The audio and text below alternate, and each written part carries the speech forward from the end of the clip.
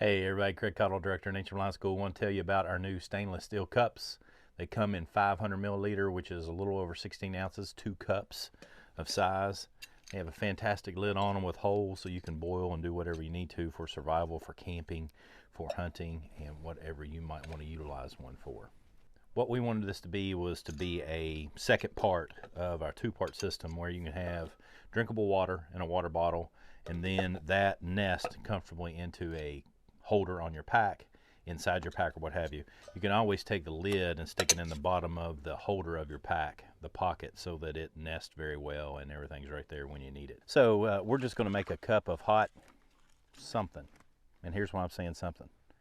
The first 10 people that buy one of these cups, I'm going to put a packet of my favorite stuff to drink in the outdoors in your cup for you. So jump on that.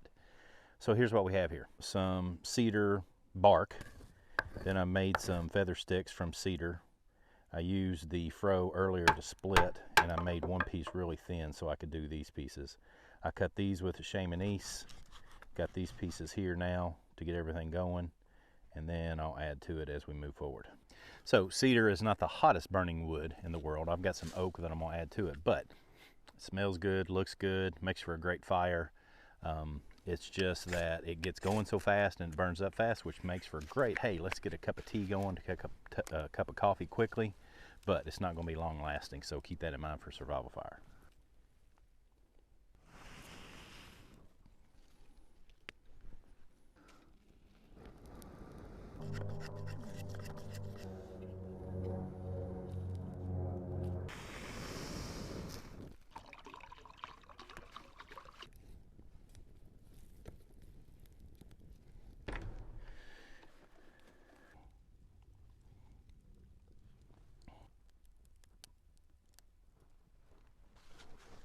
So, for the first 10 people, my favorite tea goes inside here, coming straight to you.